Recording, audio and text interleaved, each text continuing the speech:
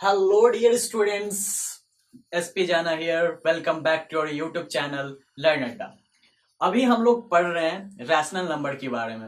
तो rational number में हम लोग पिछली वीडियोस में देख चुके हैं डेफिनेशन ऑफ रैशनल नंबर। उसके बेसिस पर हम लोगों ने दो पॉइंट पे डिस्कस की थी। एक पॉइंट था पॉजिटिव रैशनल नंबर और दूसरा पॉइंट था नेगेटिव रैशनल नंबर, राइट। और थर्ड में हम लोगों ने डिस्कस किया था कि रैशनल नंबर की रिक्वायरमेंट क्या है, मतलब रैशनल नंबर हम लोग क्यों यूज करते हैं, राइट। और फोर्थ टर्म में हम लोगों का क्या था कि हम लोगों ने डिस्कस किया था कि एक रैशनल नंबर यदि दिया है उसको हम लोग स्टैंडर्ड फॉर्म में कैसे चेंज करें। आज की क्लास में हम लोग स्टार्ट करने वाले हैं बच्चों properties of a rational number. मतलब हम लोग आज की क्लास में पढ़ने जा रहे हैं कि प्रॉपर्टीज क्या क्या होती हैं रैशनल नंबर की। तो इससे पहले वाले आप जो भी यदि वीडियोस नहीं देखे हैं इस शुरुआत वाली रैशनल नंबर की, तो आईटेप पे कहीं यहाँ पे वीडियो आ रहा होगा, तो वहां पर क्लिक करके आप जरूर उसे एक बार देख सकते हैं ताकि आप लोगों को आगे समझने में आसानी हो, राइट। तो हम लोग आज स्टार्ट करते हैं आज की क्लास में प्रॉपर्टीज ऑफ रैशनल नंबर को पढ़ना। तो फर्स्ट प्रॉपर्टी क्या दिया हुआ बच्चों हम लोगों का, if p by q is a rational number and n is a non-zero integer, then p by q is written as p cross n divided by q cross n। मतलब हम लोग क्या कह सकते हैं, आप p by q को एक रैशनल नंबर ले लो और उसमें क्या करना है, n से जो क्या हो एक नन जीरो इंटीजर हो, तो उससे यदि हम लोग क्या करते हैं उसे मल्टीप्लाई करते हैं दोनों को, न्यूमरेटर और डिनोमिनेटर दोनों को, तो हमारी क्या है p by q की ही फॉर्म में हमारी रैशनल नंबर वो एग्जिस्ट करती है। जैसे कि बच्चों हम लोग यहाँ देखें तो जैसे यहाँ पर क्या दिया हुआ है, 6/7 दी हुई है, राइट। तो 6/7 को हम लोग मान लो कि 2 से मल्टीप्लाई करते हैं, राइट। तो 2 से हम लोगों ने मल्टीप्लाई की तो यहाँ पे क्या हो जाएगा बच्चों, मान लो कि इस 6/7 को हम लोग ऐसा भी लिख सकते हैं ना, 6 multiplied by 2 what, 12, and 7 multiplied by 2 what we got, 14। Similar basis पे हम लोग क्या कर सकते हैं कि 6 को 3 से मल्टीप्लाई कर सकते हैं और 7 को भी 3 से मल्टीप्लाई कर सकते हैं, क्योंकि n यहाँ पर क्या है, नन जीरो कॉमन इंटीजर है, जिससे हम लोग न्यूमरेटर और डिनोमिनेटर दोनों को मल्टीप्लाई कर सकते हैं। तो यहाँ पे मल्टीप्लाई करने पर क्या होगा बच्चों, मान लो 6 3 मल्टीप्लाई हुआ तो क्या हुआ, 6 3 टाइम्स 18, और यहाँ पर 7 3 टाइम्स कितने हो गए बच्चों, 7 3 टाइम्स 21, राइट। तो इस तरीके से आप क्या कर सकते हो, मल्टीप्लाई कर सकते हो। मान लो कि यहां पर आपने 6/7 लिखा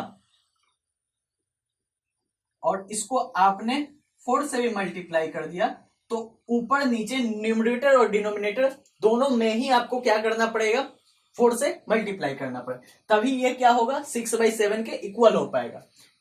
देखो बच्चों, तो 6 मल्टीप्लाइड बाई 4 कितने हो गए, 24, और 7 मल्टीप्लाइड बाई 4 कितने हो जाएंगे, 28 ऑब्वियसली, राइट। तो यहां पे आप देख लो कि 2 कैंसिल भी हम लोग कर देते हैं, तो ये क्या है 6/7 ही होगा। यहां पर 3 3 हम लोग कैंसिल आउट कर देते हैं तो क्या हो जाएगा, ये 6/7 ही बच जाएगा।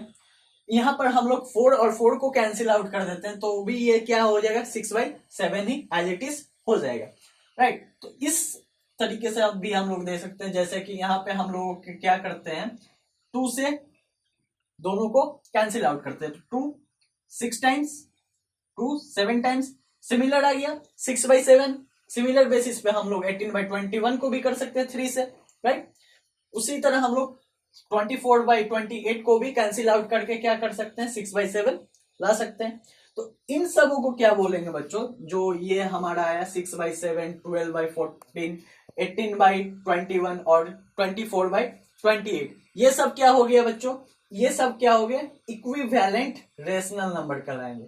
ये सब क्या कहलाएंगे, इक्विवेलेंट रैशनल नंबर। इस चीज को डिनोट करने के लिए हम लोग एक टर्म का यूज करते हैं जिसको हम लोग क्या बोलते हैं, इक्विवेलेंट। मतलब ये सब क्या है, एक जैसे ही है, राइट। तो ऐसे रैशनल नंबर क्या हो जाएंगे, इक्विवेलेंट रैशनल नंबर कहलाएंगे।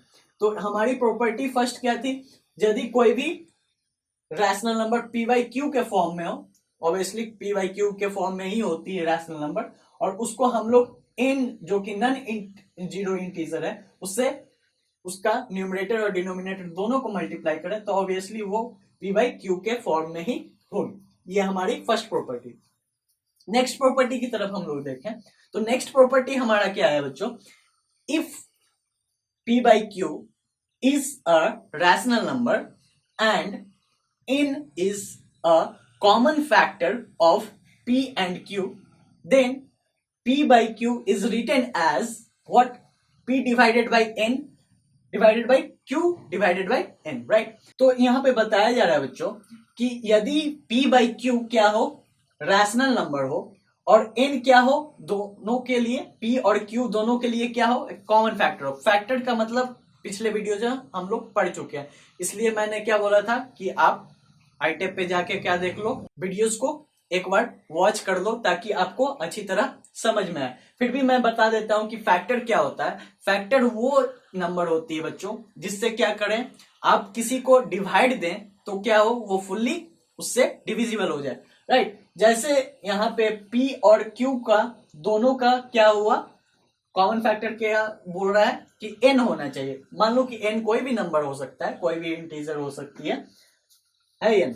तो यहाँ पर क्या है, 60/7 एक नंबर दिया हुआ है और दोनों को हम लोग क्या करते हैं, n एक इंटीजर मान लेते हैं 10, तो 10 से न्यूमरेटर और डिनोमिनेटर दोनों को ही हम लोग क्या करते हैं, डिवाइड देते हैं। तो क्या हुआ बच्चों यहाँ पे 6/7, राइट? तो यहाँ पे क्या बोल रहा है कि ये क्या है, p बाई क्यू क्या है, इसके इक्वल हो जाएगा, राइट? इसको भी आप लोग डिवाइड करके देख लो। मान लो 60/70 है यहाँ पे, तो 60/70 क्या है, इक्वल नहीं होगा क्या 6/7 के, इक्वल हो जाएगा। क्यों?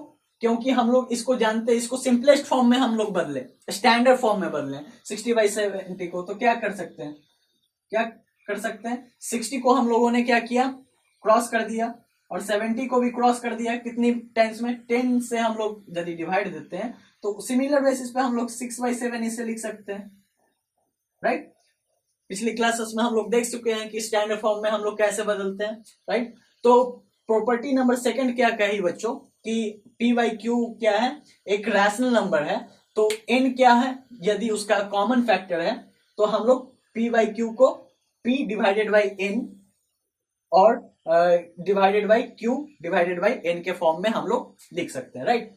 तो दोनों प्रॉपर्टी में हम लोगों ने क्या देखा बच्चों, इसमें कहा जा रहा है बच्चों कि एक p बाई क्यू के फॉर्म में रैशनल नंबर है और एक n क्या है, उसका नॉन जीरो इंटीजर है।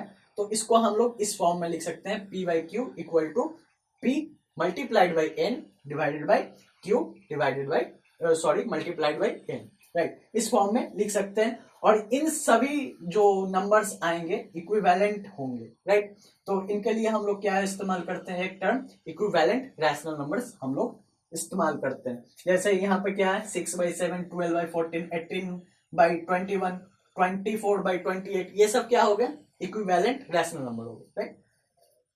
सिमिलर बेसिस पे प्रॉपर्टी नंबर सेकंड में हम लोगों ने क्या देखा, p बाई क्यू क्या है, एक रैशनल नंबर था, n क्या है, उसका कॉमन फैक्टर था, मतलब जिससे हम लोग p बाई क्यू को डिवाइड कर सकते हैं फुल्ली। तो उस समय क्या हो जाएगा, p बाई क्यू को हम लोग किस तरह लिख सकते हैं, p divided by n by q divided by n के फॉर्म में हम लोग लिख सकते हैं, राइट? थर्ड प्रॉपर्टी हम लोग देखते हैं बच्चों की, थर्ड प्रॉपर्टी हमारी क्या है रैशनल नंबर की। तो let p by Q and r by s be two rational numbers. तो p by Q and r by s क्या है, दो रैशनल नंबर्स दिए हुए हैं, और क्या दिया हुआ है, p by Q is equal to r by s which is same as p multiplied by s which is equal to q multiplied by r। तो इसमें कहा गया है क्या बच्चों कि यदि दो रैशनल नंबर हो p बाई क्यू और r बाई s, दो रैशनल नंबर्स दिए हो और p बाई क्यू और r बाई s दोनों क्या हो, इक्वल हो, राइट? इक्वल कैसे हो, क्योंकि ये दोनों क्या हो, इक्विवेलेंट हो।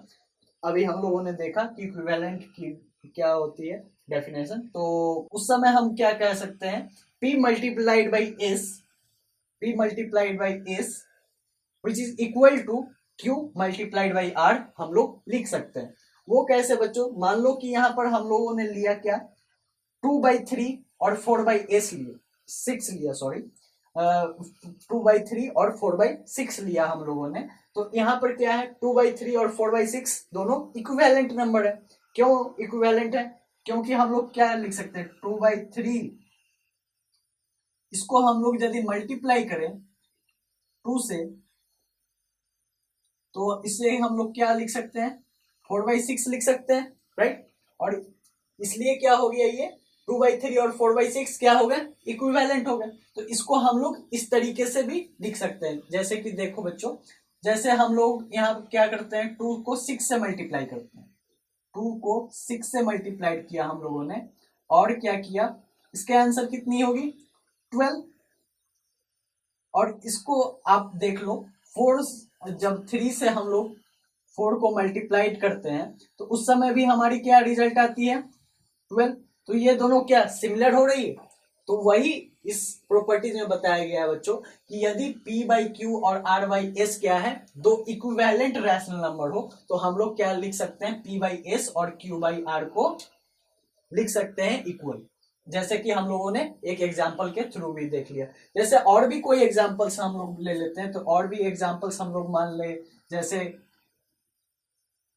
3/6 हम लोगों ने ले लिया, विच इज इक्वल टू, हम लोग मान लेते हैं इसको और एक इक्विवेलेंट नंबर ले लेते हैं, मान लेते हैं इक्विवेलेंट नंबर हम लोगों ने ये ले लिया 9/18 ले लिया हम लोगों ने, राइट।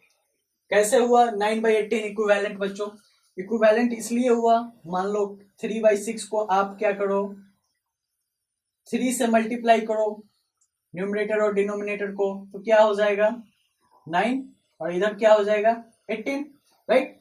तो इस समय क्या होगा बच्चों, तो 9/18 क्या हो गए, ये दोनों इक्विवेलेंट हो गए 3/6 से। तो इसको हम लोग कैसा लिख सकते हैं, इसको हम लोग ऐसा भी लिख सकते हैं, जैसे क्या हो गया 3 मल्टीप्लाइड बाई 18 हम लोग इसको लिख सकते हैं, which is equal to what, 6 multiplied by 9। तो यहां पर आप लोग देख लो बच्चों, 18 3 टाइम्स कितना होगा, 18 3 टाइम्स 54। और सिमिलर बेसिस पे क्या होगा, 9 मल्टीप्लाइड बाई 6 क्या हो जाएगा, 54 हो जाएगा। तो यहाँ पे हम लोगों ने क्या देखा कि हम लोग यदि 3/6 और 9/18 क्या है, इक्विवेलेंट है, तो हम लोग इसको इस तरीके से भी लिख सकते हैं कि 3 multiplied by 18 which is equal to what, 6 multiplied by 9। तो हम लोगों का आंसर क्या है, सेम आया, मतलब कोई चेंजेस नहीं है। तो यही प्रॉपर्टी नंबर 3 था हमारा कि p और बाई क्यू और r बाई एस यदि दो इक्विवेलेंट रैशनल नंबर हो, तो क्या होगा, हम लोग उसको p cross s equal to q cross r लिख सकते हैं, राइट। तो नेक्स्ट देखिए बच्चों, हमें क्या पढ़ना है, नेक्स्ट हमें पढ़ना है कंपैरिजन ऑफ रैशनल नंबर। मतलब हम लोग रैशनल नंबर में कंपैरिजन करना सीखेंगे कि कौन सी रैशनल नंबर बड़ी है, कौन सी रैशनल नंबर छोटी है, ये हमें कैसे पता चलेगा। तो इसके बारे में हम लोग जानेंगे कि कैसे हम लोग पता लगा पाएंगे कि रैशनल नंबर कौन सी बड़ी है या फिर कौन सी छोटी है। तो ये सब हम लोग एक सवाल के थ्रू करना सीखेंगे। तो सवाल दिया गया बच्चों, विच ऑफ द नंबर्स 3/-7 और -6/13 इज ग्रेटर। मतलब इसमें से बताना है बच्चों कि 3/-7 और -6/13 में से कौन सी रैशनल नंबर बड़ी है। तो ये बच्चों हमें कैसे पता लगाएंगे, तो हम लोग देखते हैं कि हम कैसे पता लगाएंगे। फर्स्ट में हम लोग क्या करेंगे बच्चों, फर्स्ट हम लोग क्या करेंगे, first we shall convert denominator into positive, right. तो हम लोग क्या करेंगे, पहले डिनोमिनेटर को क्या करेंगे, पॉजिटिव में कन्वर्ट करेंगे। मान लो यहाँ पर 3/-7 दिया हुआ है, तो इसको हम लोग क्या करेंगे, पहले इसको कन्वर्ट कर देंगे पॉजिटिव में। तो पॉजिटिव में यहाँ पर कन्वर्ट करेंगे हम लोग, तो क्या हम लोग लिख सकते हैं, 3/-7 को हम लोग ऐसा भी तो लिख सकते हैं, 3 मल्टीप्लाइड बाई -1 और -7 मल्टीप्लाइड बाई -1, तो इसके इक्वल टू क्या हो जाएगा बच्चों, -3/7। तो यहाँ पे कन्वर्ट हो गया हमारा जो डिनोमिनेटर वाला पार्ट था उसको हम लोग क्या कर दिए, पॉजिटिव टर्म में कन्वर्ट कर दिए। पॉजिटिव टर्म में कन्वर्ट करने के बाद हम लोग अब देखेंगे कि -3/7 और -6/13 में कौन सी नंबर बड़ी, क्योंकि 3/-7 और -3/7 सिमिलर है। क्योंकि फर्स्ट वाले प्रॉपर्टी में हम लोगों ने क्या देखा था, यदि हम लोग कोई रैशनल नंबर लें और उसको क्या करें, कोई भी नॉन जीरो इंटीजर से हम लोग उसको मल्टीप्लाई करें, तो क्या हो, न्यूमरेटर और डिनोमिनेटर दोनों में ही वो नॉन जीरो इंटीजर से हम लोग मल्टीप्लाई करें तो वो क्या होगा, दोनों रैशनल नंबर सिमिलर होंगे। तो इस हिसाब से क्या है, 3/-7 और -3/7 दोनों क्या है, सिमिलर है और दोनों क्या है, इक्वल है। तो अब हम लोग कंपेयर इन दोनों को करेंगे, -3/7 और -6/13 को कंपेयर करेंगे। तो इसके लिए हम लोग क्या करेंगे, 7 और 13 का हम लोग एलसीएम निकालते हैं। तो एलसीएम ऑफ 7 एंड 13 कितने होंगे बच्चों, 91, ऑब्वियसली 91 हो जाएगा यहाँ पे इसका एलसीएम। तो इसके बाद हम लोग क्या कर सकते हैं, तो -3/7 को हम लोग यहाँ पे क्या लिख सकते हैं, डिनोमिनेटर में हमारा क्या आया, 91 आया, तो यहाँ पे हम लोग क्या लिख सकते हैं, 7/13 और -3/13 which is equal to what, -39, right. हम लोगों ने 13 से ऊपर भी मल्टीप्लाई की, 13 से नीचे भी मल्टीप्लाई की, तो इसलिए क्या हुआ, ये -3/7 और -39/91 दोनों क्या हो गए, सिमिलर हो गए। नेक्स्ट हम लोग क्या करेंगे, -6/13 को लेंगे, -6/13 को हम लोगों ने लिया और यहाँ पे भी क्या है, हम लोगों का एलसीएम में कितना है, 91 है, तो 91 हम लोगों ने यहाँ पर लिख दिया और 13 से हम लोग कितनी बार में मल्टीप्लाई करें तो आएगा 7 टाइम्स में। तो ऊपर भी हम लोग को क्या करना पड़ेगा, -6 को 7 टाइम्स से मल्टीप्लाई करना पड़ेगा। तो दोनों को हम लोग जब मल्टीप्लाई करें तो यहाँ पे क्या आएगा बच्चों, -42। और यहाँ पे क्या है, 91 और 91 दोनों जगह क्या है, सिमिलर है। तो हम लोग क्लियरली हम लोग को कैसे मालूम चल रहा है, दोनों क्या है, अभी लाइक फ्रैक्शंस में है। तो लाइक फ्रैक्शंस में है तो हम लोग क्या बोल सकते हैं, -39 क्या है, ग्रेटर देन है -42 से। हम लोग इंटीजर में पढ़ चुके हैं, जो कि छोटी न्यूमेरिकल वैल्यू हो माइनस साइन में, वही क्या होती है, बड़ी होती है। तो सिमिलर हम लोग क्या लिख सकते हैं, यहाँ पे -39 क्या है, बड़ी है -42 से, तो इसलिए हम लोग क्या लिख सकते हैं,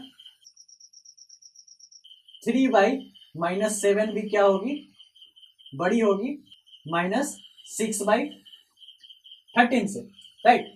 तो हम लोग यहाँ पे क्या देखें कि 3/-7 क्या हो गई, -6/13 से क्या हो गई, बड़ी नंबर हो गई, राइट। तो इससे हम लोग को क्या पता चला कि हम लोग यदि किसी भी रैशनल नंबर्स को क्या करना चाहें, कि हम लोग देखना चाहें कि कौन सी बड़ी है या कौन सी छोटी है, तो हम लोग को पहले डिनोमिनेटर को क्या करना पड़ेगा, पॉजिटिव बनाना पड़ेगा। सेकंड बात, हम लोग को क्या करना पड़ेगा, जो नीचे वाले नंबर्स दिए गए हैं उसका एलसीएम निकालना होगा। तो एलसीएम निकालने के बाद हम लोग उसके बाद जो प्रोसेस यहाँ पर हम लोगों ने सिमिलर किया, उससे हम लोग को क्या पता चलेगा कि दो लाइक फ्रैक्शंस मिल जाएंगे। लाइक फ्रैक्शंस में हम लोग देख सकते हैं कौन सी नंबर बड़ी है और कौन सी नंबर छोटी है, तो सिमिलर बेसिस पे हम लोग को मिल जाएंगे कि कौन सा रैशनल नंबर्स बड़े। इसका भी शॉर्ट ट्रिक है बच्चों। शॉर्ट ट्रिक में हम लोग कैसे जान सकते हैं कि कौन सी नंबर बड़ी है या कौन सी नंबर छोटी है, तो मान लो इसी को हम लोगों ने लिया 3 हम लोगों ने -7 और -6/13 को लिया, तो इसमें से हम लोगों को कैसे पता चलेगा कि हम लोग कौन सी रैशनल नंबर बड़ी है, कौन सी रैशनल नंबर छोटी। तो सिमिलर बेसिस पे हम लोगों को पहले क्या करना है, डिनोमिनेटर को क्या कर देना है, पॉजिटिव में कन्वर्ट कर देना है। पॉजिटिव में कन्वर्ट करते हैं तो हम लोग को ये क्या लिख सकते हैं, -3/7 और ये सिमिलर -6/13 ही रह जाएगा, राइट। तो -6/13 रह गया। अब हम लोग क्या करेंगे, क्रॉस मल्टीप्लीकेशन करेंगे, इसका इससे मल्टीप्लाई कर देंगे और इसका इससे मल्टीप्लाई कर देंगे। तो दोनों को यदि हम लोग मल्टीप्लाई करें तो यहाँ पे हम लोग को क्या ऑब्टेन होगा बच्चों, -39, और यहाँ पे क्या ऑब्टेन हुआ हमारा, -42। ऑब्वियसली यहां से भी हम लोग को पता चल रहा है कि -39 क्या है, ग्रेटर देन है -42 से। तो सिमिलर बेसिस पे हम लोग कह सकते हैं 3/-7 क्या है, ग्रेटर है -6/13 से, राइट। तो अभी तक हम लोगों ने क्या देखा बच्चों, हम लोगों ने अभी तक क्या देखा कि रैशनल नंबर की कुछ प्रॉपर्टीज देखे हम लोगों ने, और कुछ हम लोगों ने सवाल देखे जो कि कंपैरिजन ऑफ रैशनल नंबर के बेसिस पे, राइट। तो इसके बेसिस पर हम लोग आने वाले वीडियोज में कुछ सवाल भी करेंगे। तब तक के लिए इस वीडियो को आप लोग चाहे तो दोबारा भी देख सकते हैं, और यदि ये वीडियो आपके लिए हेल्पफुल हुआ हो तो आप अपने फ्रेंड सर्कल में भी इसे जरूर शेयर करें ताकि उनको भी इससे बेनिफिट हो सके। तब तक के लिए ये क्लास आप लोग देखिए, और यदि कुछ समझ नहीं आए तो फिर आप कमेंट सेक्शन में इसके बारे में जरूर पूछ सकते हैं। फिर मिलते हैं अगले क्लास में इसी के बेसिस पे कुछ क्वेश्चंस को लेके। तब तक के लिए धन्यवाद, थैंक यू वेरी मच।